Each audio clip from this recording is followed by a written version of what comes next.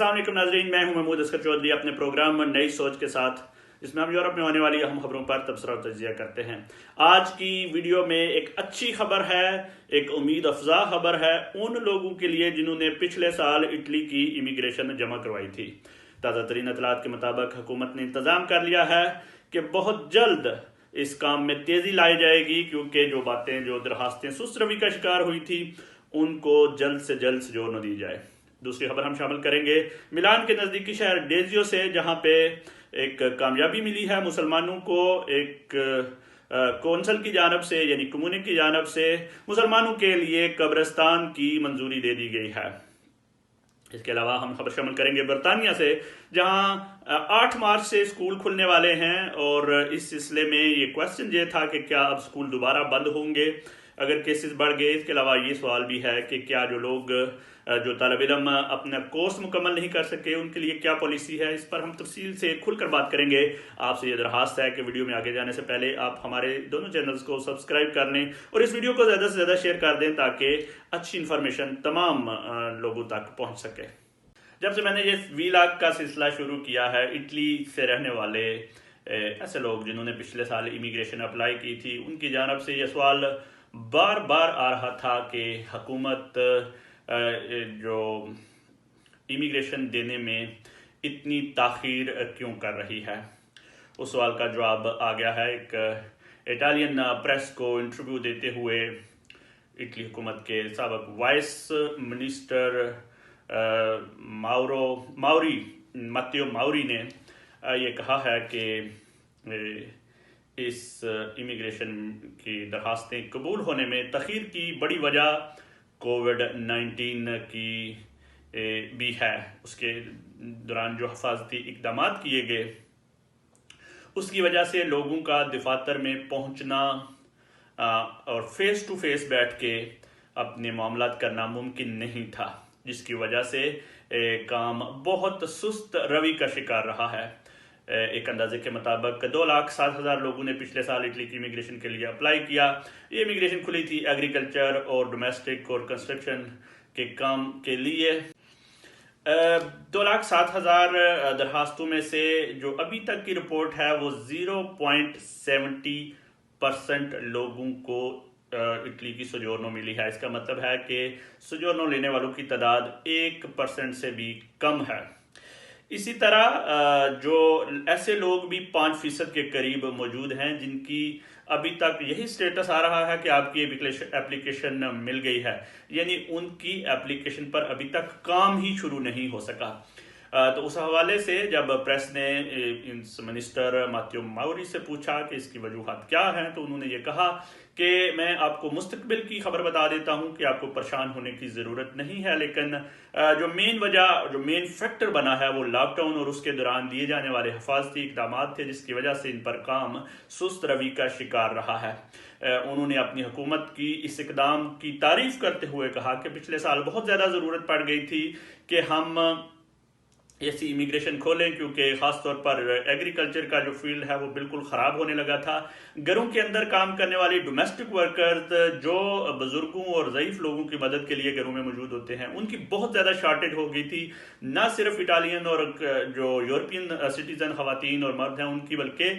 غیر ملکیوں کو بھی اس حوالے سے بہت زیادہ جلدی سے ضرورت تھی۔ تو انہوں نے کہا کہ یہ ایک بڑا اچھا فیصلہ تھا، حکومت تھا، بڑا ٹائملی لیا گیا اور اس کے اوپر ہم نے کام شروع کیا۔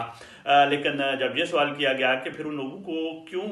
جلدی امیگریشن نہیں دی جا رہی، تو ایک خوشخبری انہوں نے سنائی ہے کہ تقریباً 800 کے قریب نئے جو ہے وہ لوگ بھرتی کیے جائیں گے 6 مہینے کے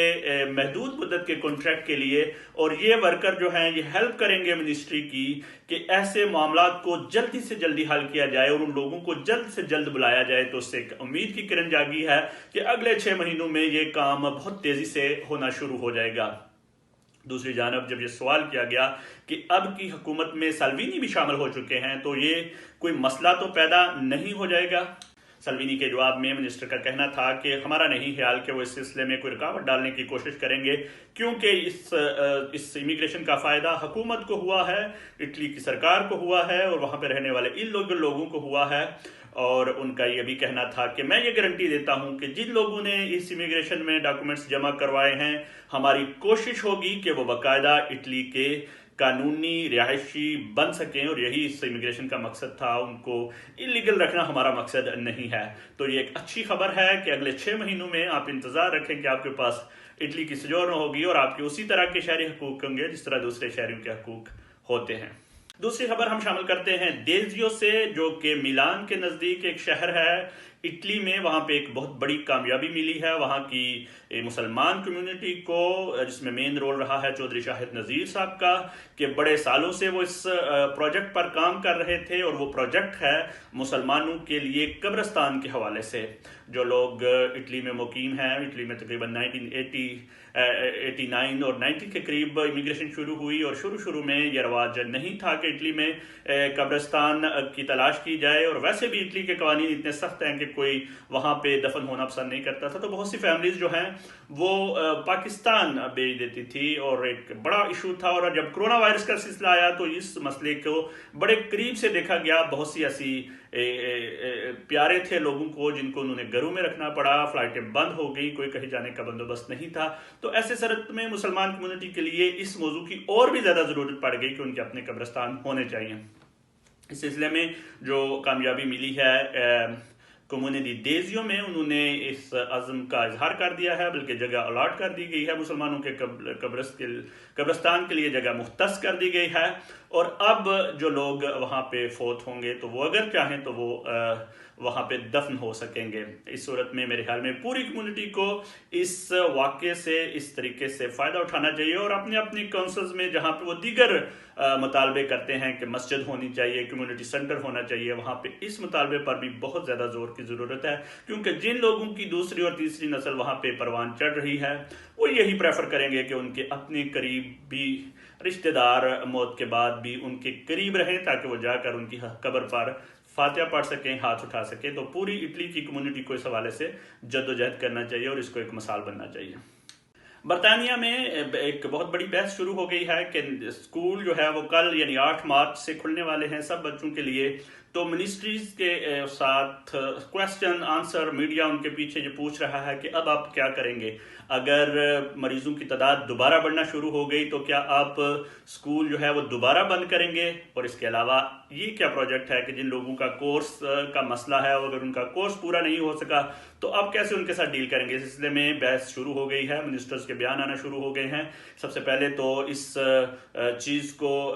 نگیٹ کیا جا رہا ہے کہ دوبارہ کوئی اسکول بند کرنے کا سلسلہ ہوگا، کیونکہ ڈیٹا یہ بتاتا ہے کہ اسکول کے بچوں کی وجہ سے کرونا وائرس اس طرح نہیں پھیل رہا، اور اس کی وجہ سے نمبرز میں اضافہ نہیں ہوتا، اور اسی طرح اسکول ٹیچرز جو ہیں ان کی وجہ سے بھی نہیں ہوتا۔ تو اس لیے پوری امید کی جا رہی ہے کہ دوبارہ اسکول بند نہیں ہوں گے، چاہے اس وائرس کی تعداد بڑھ بھی گئی۔ دوسری جانب